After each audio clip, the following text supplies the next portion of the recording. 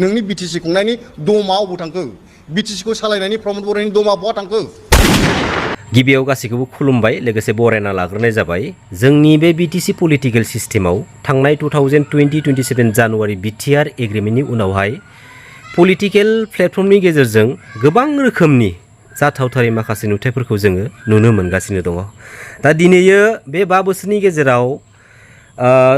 जबनिफ्राय लानानै बा माखासे डिपार्टमेन्टफोरखौ लानानै करपसन खालामनायनि माने अभियोग दिखांनाय माखासे नुथायफोरखौबो जों नुनो मोनदों दा बावैसो सिगाङावहाय मानगोनां प्रमद बिथांमोननि दैदेननाय BTC काउन्सिल गभर्नमेन्टनिफ्राय जेब्ला फरेस्ट डिपार्टमेन्टनि माखासे रिक्रुटमेन्टफोरखौ लानानै जब होदोंमोन एपइन्टमेन्ट लादोंमोन बेवहायबो माने रां लानानै एपइन्टमेन्ट होनायनि बा रां जाख्ल'नानै माने साख्रि थिसननायनि माखासे अजद दिखांनाय माखासे बाथ्राफोरखौ जों नुनो मोनदों आरो बेनि सायाव धरना होनाय बे BTC सेक्रेटारियेट न'नि लांगोनायाव धरना होनाय माखासे नुथायखौबो जों नुनो मोनदों मैया दाख्लैसो साख्रिनि रिजाल्टजों आं गोबांखौ बुंनो थाङा जोंनि चिरां डिस्ट्रिक्टनि जइन्ट डाइरेक्टर मेडिकेल बिनि साख्रिनि खोथाखौ बुंनो नागिरदों आङो बाहाय 12 जन साख्रि मोननाय बिथांमोना जों नुदों बिथांमोना 12 जन साख्रि होनाय स्टाफ नार्स काजलगाव हस्पिटालाव स्टाफ नार्सनि जों माखासे रिजाल्ट जों नुदों बे स्टाफ नार्सआव 50%आनो जोंनि BTC नि बाहेरानि मानसि बयथामारिनि दं कलगासिनो दं अबायफुरिनि दं गलपारानि दं बे माब्रै सम्भब बे 6 शेड्युलाव बर'नि थैजों बेयाव थानाय जाति जनगोष्ठीनि थैजों सोरजिजानाय बे 6 शेड्युलाव बैसोर माब्रै बाहागो मोनफैखो जों बुंनो नाङा होनो नाङा बिसोरनो खिन्थु जोंथ' प्रायरिटि मोननांगोन ना नोंनि BTC खुंनायनि दमा अबाव थांखो BTC खौ सालायनायनि प्रमद बर'नि दमा बहा थांखो दा बेफोर गासैखौबो सालिजारायनायनानै दिनै रायजो राजाफ्रा बुजिबाय दा दिनै बेराफारसेथिं मानगोनां प्रमद बर' बिथांमोननि बे BTC काउन्सिल गभर्नमेन्ट दैदेननायनि समाव जाखिनि जोङो नुथायखौ जों नुनो मोनदों दा फारसेथिं मानगोनां प्रमद बर' बिथांमोना बुङो परिबर्तन गोजोन सान्थि गायसनलांनायनि लोगोसे लाइमोनफोरनि बाथ्रा इयुन जेनेरेसननि बाथ्रा दिनै थारैनो जोंनि माहारिनि बा बे BTC ओनसोलनि सिङाव BTR ओनसोलनि सिङाव थानाय जेसेबांखिनि माने जाथि जनगोष्ठीफोर दङ बै जाथि जनगोष्ठीफोरनि इयुन जेनेरेसन इयुन लाइमोनफोरनि जुदि थामोनथानि मोजां मोनसे सिस्टेमखौ लानानै बे पलिटिकल प्लेटफर्मनि गेजेरजों खामानि मावनो जुदि थांखि लाना फैदोंमोनब्ला बिथांमोननि बे BTC काउन्सिल गभर्नमेन्ट दैदेननायनि समाव बेफोरबायदि माखासे बेले बेजे नुथायखौ जोङो नुनो मोनामोन दा दिनैयो बिथांमोना खुगाजों बुङो गोबां बाथ्रा नाथाय प्रेक्टिकेलि गोबां बाथ्राखौ जोङो उल्था जानाय नुनो मोनदों आरो बिथांमोननि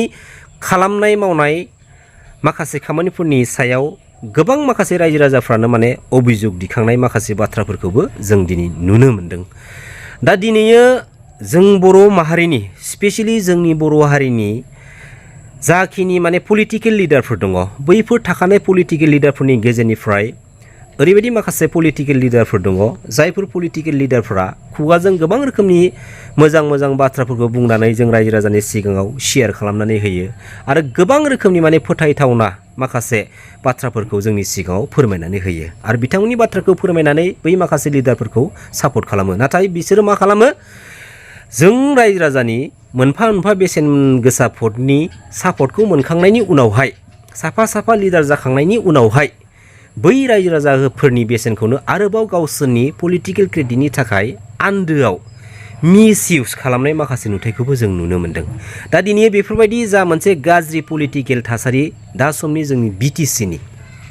बेबायदि थासारिजों जों जुदि थांबाय थानांगौब्ला आरो बेफोरबायदि माखासे गावनि गादिखौ मोनबानो गोजोनग्रा गावनि गोसो सिंनि माखासे थांखि आरो खामानिखौ मोनफुंबानो गोजोनग्रा लिडारफोरा बे पलिटिकल सिस्टेमाव बिबान लानानै सालायलांनो सुजुग आरो सुबिदा मोनबाय थायोब्ला जोंनि बर' माहारिनि स्पेशली जोंनि बर' माहारिनि माखासे थासारिफोरा ओरैबायदि मोनसे गाज्रि थासारियाव थांगोन जाय गाज्रि थासारियाव थाङोब्ला जोङो दा समाव जाखिनि एसे मोजां थासारियाव दङ बे मोजां थासारिखौ मोननो थाखाय जों जेरै 50 बोसोर सिगां 35 बोसोर सिगां जोङो संग्राम खालामबोदोंमोन माहारिनि थाखाय बै मोनसे अबस्थाखौ लाहैफिननांगोन नामा बेबायदि माखासे नुथायखौसो जों दिनै साननो गोनां जानानै फैदों दिनैयो जेसेबांखिनि पलिटिकल लिडार दङ साफ्रोमबो लिडारफ्रा बर' माहारिनि थाखाय थै-थां दावहा नांनाय बर' माहारिनि थाखाय गेदेर बाथ्रा बुंनानै संग्राम खालामबोनाय नाथाय जोङो दिनै सिमांना मोगथांसो सानो जाय लिडारफ्रा मोनसे समाव माहारिनि बिखायाव गसंनानै माहारिखौ रैखाथि होनो थांनानै दिनैयो बेसेबांबा माहारिनि थाखाय गेदेर गेदेर खामानि मावदों गेदेर गेदेर एवारनेस प्रग्रामफोर लाबोदों बैफोरनिफ्राय माखासे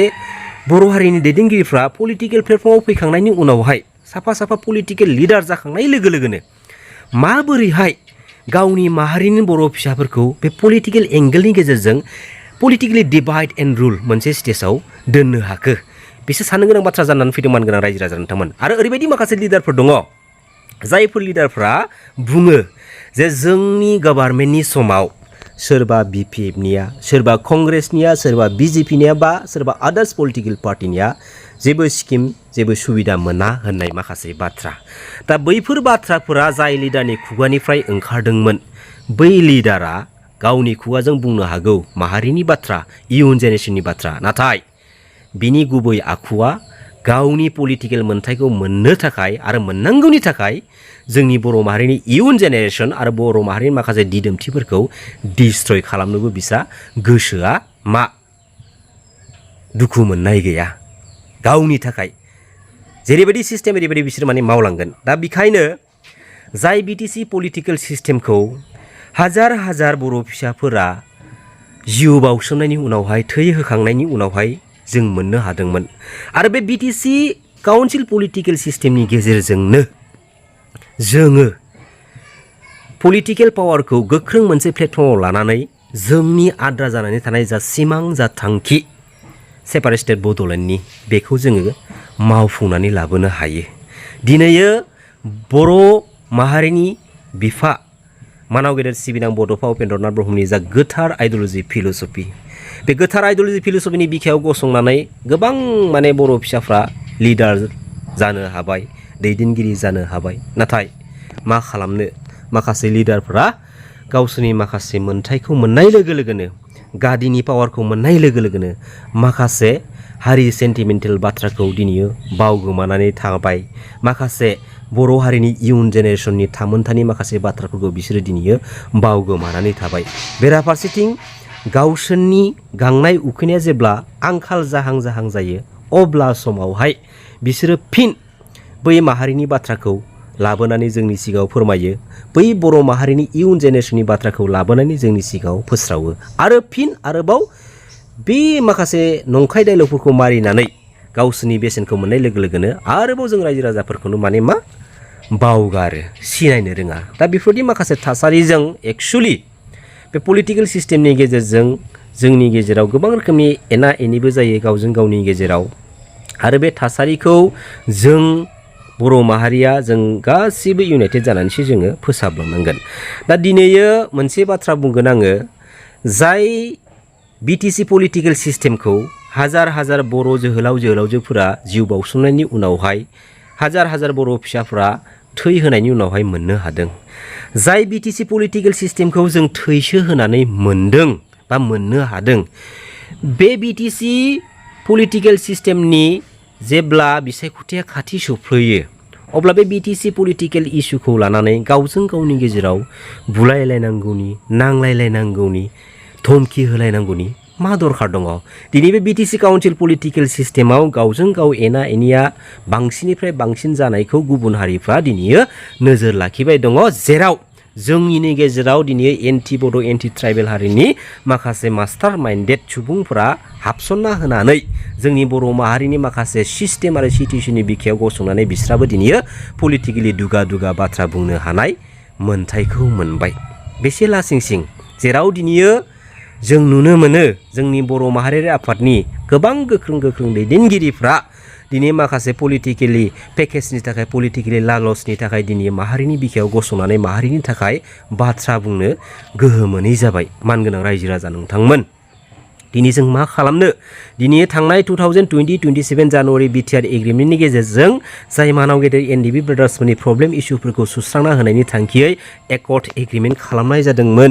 बै BTR एग्रिमेन्टनि गेजेरजों मानाव गेदेर NDB ब्रादार्सफोरनि मुङाव नांनानै थानाय केसफोरखौबो उइथड्रल जानानै फैनायखौ जों नुनो मोनदिया आनखि